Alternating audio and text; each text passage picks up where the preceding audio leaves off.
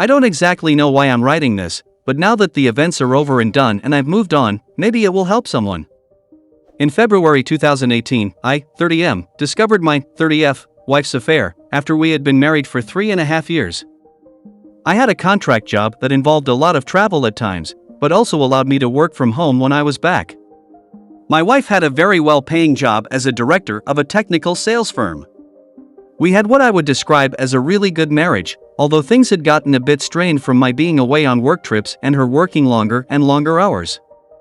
Backstory: I met my wife, now ex, 5 years ago, at a mutual friend's barbecue. We struck up a conversion and had an instant chemistry, and quite honestly, I thought I was beating the odds being with such a beautiful and well-spoken woman. Somehow, she really liked me for my rough around the edges persona. Once we dating after a few weeks, we couldn't get enough of each other, and the clothes just flew off when we would meet at each other's apartments. We finally tied the knot after dating for 18 months, and moved into a big apartment while saving for a house. After the first 3 years of marriage, things started changing. I still was crazy about her, but I noticed she would start arguments about little things, and she would get angry when I would bring up all the late hours and the work outings that had been more and more frequent. She would say it's part of paying the dues since she had been climbing the corporate ladder, or at least that was her excuse. She told me I had no right to question her, since I was gone for weeks at a time myself. I had told her I could certainly manage reducing my travel hours, and had actually only been going on trips maybe 3 to 4 days, every 5 weeks or so.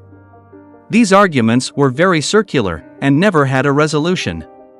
As I look back, I had no idea my wife was in the midst of an affair. I would have never suspected a thing, except for her continued late work hours and our dwindling sex life. I just attributed this to her being tired from work. However, my ego had taken a beating from being turned down frequently when trying to initiate sex.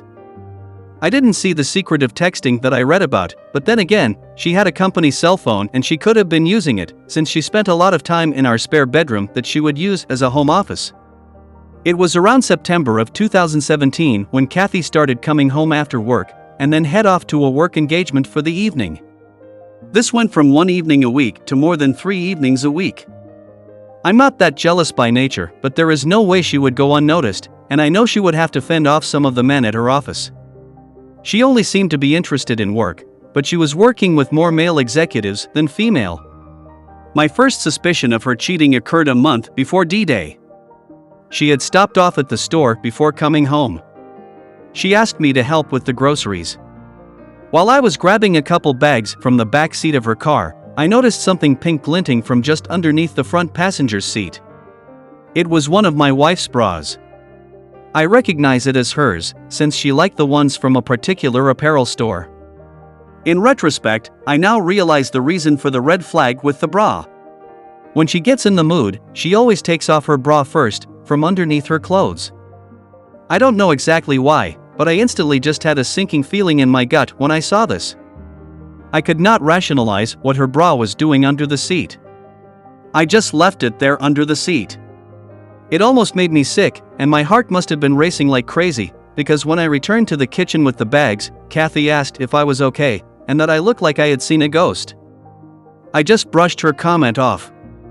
I tried my best not to look angry or betrayed, but it took all I had to hide my feelings. That evening and the next, I decided to see if I could find out if she was involved with someone or not. I started thinking about all the clues I was missing. I had no proof except for the bra incident. We live in a fairly large city and her work is in a downtown office building. I kind of took my focus off of the affair idea for a bit and decided maybe I should give her more attention. One Friday after work, I made a nice dinner, set up the dining table with nice plates, silverware, and candles. I bought a nice bottle of wine and a bouquet of roses. She came breezing in after work as usual. I pointed out the dinner and everything I had prepared. She gave me a sad smile and told me she was sorry, but she had plans to meet up with her coworkers tonight at a local hangout. She said she could grab a quick bite with me before she left, but had to jump in the shower first. I think my insides flipped on me and I became completely speechless. I won't tell you what kind of rage I was feeling at that point, but I had finally had enough. While she was in the shower, I grabbed my company cell phone and planted it in her back seat. I had been thinking of this lately as a way I could track her location with my personal phone. I went in and dumped the meal in the trash along with the flowers. She came back after her shower, dressed up and looking great as usual. She said, "Okay, let's eat." I told her never mind, go out with your friends. She looked at me strangely and asked if I was mad. I said I'm disappointed by you never wanting to do anything together. She became angry and told me to quit acting like a child and that's something snarky about having a short fuse. I stood there, letting all this sink in and said, "Foolish me, I thought you'd like to spend the evening together, for once." She just smirked at me and left in a huff. I took out my other phone and started tracking my work phone. I saw her stop about 20 minutes away at the bar that she frequents with her work buddies. I decided to head out and locate her car. Sure enough, there it was in the parking lot of the bar. I sat across the street in my car waiting to see if I could see her. I felt so unlike myself, like a stalker. But I rationalized I needed to at least satisfy my anxiety about her whereabouts. About an hour after I arrive, I see her coming out of the bar with a man. He looks like one of the execs I've seen from her work. He grabs her and pulls her close and kisses her. My stomach went into knots. My body went completely numb. They head over to another car and get in together. I do my best to follow them as the car pulls out. They travel about 10 minutes away to, you guessed it, a hotel. I pull over on the street next to the hotel. I watch as they get out and head hand in hand into the hotel. I've seen enough. I'm an idiot. I start banging my fist on the steering wheel. That's it. Something inside me went completely blank, and I'm not sure if I blacked out or had an out-of-body experience. When I recovered myself, I decided I needed a drink. Now, this is when my life took a new direction that I would have never guessed. I just started driving out of town, just reliving everything I had just witnessed, and I hate to say, crying with rage. I headed towards the outskirts of town, about 30 miles. I find a nice little bar and pull in. I find a seat at the bar and order a drink. I must have looked like death warmed over, because the bartender, female, mentioned that I look like someone took the wind out of my sails. I half smiled and said you could say that. A guy takes a stool next to me and starts up a conversation. I'm not in much of a mood to talk, but something about this guy just made me feel comfortable. We start talking, and after a while, the subject of my wife cheating just tumbles out of my mind. How I just want to leave her and forget her. He looks at me and slaps me on the back. He says, "Buddy, you are not alone there. Happened to me a few years ago." I believe that sometimes, these things happen for a reason. And let me tell you, your life can now change either for the better, or the worse, it's entirely up to you at this point. Something about him saying this really shook me out of my glum mood. I mean, I know I'm hurting, but I have always been able to see things logically, and he is so right. Now we introduce each other. His name is Ray. He is kind of a country guy, but is just the sort of salt of the earth type that I really respect. He asks me when I'm going to move out. I guess it never occurred to me to even think that far ahead. I know I don't want to be around this woman anymore, and I do have this fight or flight feeling coursing through me. Ray says, "I feel very sympathetic to your situation and have an idea. If it comes to it, and you feel like you need to leave at some point, I've got a travel trailer sitting on my property. It's not great and it could use a bit of fixing up. Why don't you come out and check it out and see if you could see yourself living in something like that, temporarily at least? I'll make you a great deal on it. I even have a nice piece of property that you could park it on. You would be doing me a favor to keep an eye on it for me. It might do you some good to get away from your situation. Just a thought." It took me a minute to register his idea. The bartender had been overhearing the conversation and smiles. "Hell, honey," she says, "if I could have escaped my crazy ex-husband years ago, I would have jumped at the chance to go live in his trailer, anything to just get my head on straight. I feel like I have stumbled into the twilight zone, but maybe this is exactly what I need." I tell Ray, "Yes, I'll think about it and maybe check it out." We part ways after a bit, and make plans to meet out at his place in a few days. I started to feel like I have a little bit of perspective and a chance for getting out of what I believe is a nightmare, mixed in with a heavy heartache. One thing is for certain, there is no way I'll ever want to be with my wife again. Cheating is such a vile thing to me and has always been the one thing that I believe I would never tolerate. I got home after Kathy that night and sat on the couch. Kathy came out and asked me where I'd been. I turned to her and asked her where she had been. She says, I went to grab drinks. I asked her point blank, "Are you having an affair?" She looks a little startled but regains her composure and says, "No, why would you ask me that?" I tell her I heard she may be involved with someone from work. She asks, "Who told you that?" I tell her someone that I know but would not divulge the name. She just tells me you are being ridiculous and that I'm drunk and delusional. And asks me where I have been. I tell her out to a bar to have some drinks with friends. She just stares at me, wanting to ask me more, but just heads back to our bedroom and goes back to bed. I decided to sleep on the couch since I now have confirmation that she has been lying for months to me. I didn't sleep at all and start picturing her with this guy in bed, and I'm disgusted and hurt and feeling sorry for myself. However, I start thinking about Ray's trailer. It is almost a revelation, and the idea of it just made me feel better. I must have something wrong with me, but with the pain I was in, the fight or flight mode just instinctively kicked in, and the flight part won me over. The next morning, we don't speak much and go about the weekend as if nothing had happened. A few days later, I made plans to meet up with Ray. I met up at Ray's place. He owns a nice ranch and the trailer is actually really nice, about 26 foot and has all the necessities one needs to live in it. I had traveled with some friends and one back in college during a spring break and really enjoyed it. I make Ray an offer on it, and he agrees to the price. I practically steal it from him. He gives me directions to his ranch property and I drive over to check it out. It is beautiful. Full of trees, scrub brush, and it looks like there are nearby hiking and biking trails bordering it. It's near the foothills of some mountains, and Ray has a small shack on a hill overlooking the property, with water and electricity for the trailer available. Ray will pull the travel trailer to the site and set it up for me. I tried to get Kathy to come clean during the next few weeks, and all I get is gaslighting. I even point blank tell her that if I find out she is cheating, there is no going back. This has the opposite effect of driving her deeper into her affair fog and blistering me in denials.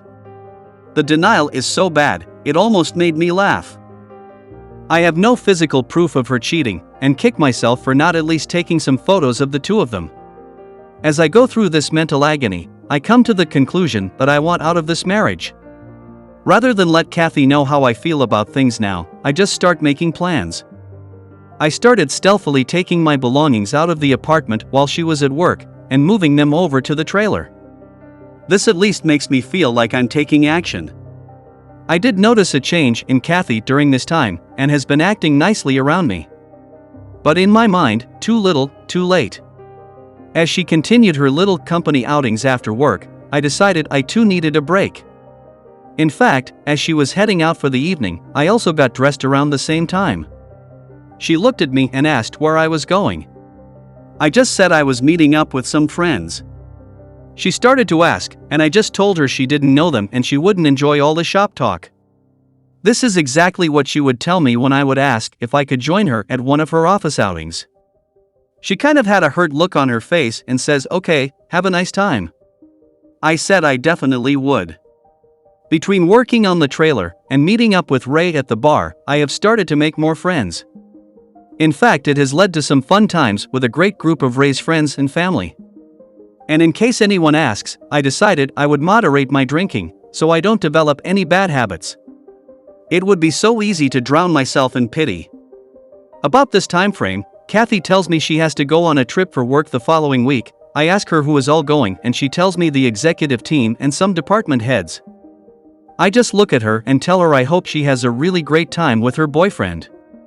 I kind of wish I hadn't said that. It started a lot of arguing back and forth. In a lot of ways, I wish I knew more about her AP, but as Ray put it to me, in the long run, it doesn't matter who the other guy is, it only matters that she decided to step out on you. She burned down the marriage, she can own it, or deny it, but facts are facts, brother. Damn, Raid should write this stuff down and publish it for the betrayed. Her work trip provided me with the opportunity to move the rest of my stuff out completely, so after Kathy left for her trip, I gathered everything I had left of any value and put it in my vehicle. I'm not taking any furniture or the like, so it's just clothes and work computers and equipment. Before I left, I had written a note that I was going to leave for her, but after rereading it, I decided I would just make it simple. I grabbed a piece of paper and wrote, "I hope it was worth it." I placed my wedding ring on top of the note sitting on the kitchen table. I felt a huge weight come off of me. I felt free, no more hiding the truth. I know I will have some baggage to deal with and some hurt to get over, but I have time to heal now. I just need some space and need to get her out of my life as quietly and quickly as possible. I'm not proud that I never confronted her more or pulled a confession out of her. I never got to yell and scream and curse her after confessing. I had come to the conclusion in my mind that she didn't deserve me, she disrespected everything we had. Our future plans are history. We were saving for a house and a future family. All of that is gone now. No going back. I don't owe her a damn thing. She can deal with the fallout. Aftermath. I didn't have an agenda at all. I didn't contact a lawyer or anything. I just wanted to get some clarity. I really enjoyed my new trailer, and the mountainous air was exactly what I needed. In the following week, I took up running again, and it felt great to be alive. I never answered any of Kathy's texts while she was away. There wasn't much to respond to. They were just highlights, like, "We just landed, we are having a team dinner," etc. She did send a few "where are yous" and "let me hear from you," etc. The day she returned home, my phone blew up. She texted me incessantly and tried calling me constantly. After the first day, her mother tried calling me. There's only my dad left on my family side, and we aren't close, so she didn't try to get him involved. After the first few crying messages, I never bothered to listen to the rest of her voicemails. Her texts consisted of, "What is this?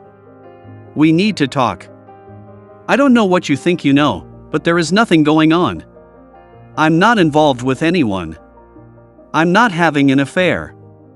After a week of not responding, she finally leaves me a text saying, "I'm sorry, things got out of hand. I was involved with someone at work, but it meant nothing. I got caught up in my work and you were gone a lot, and I just made a mistake.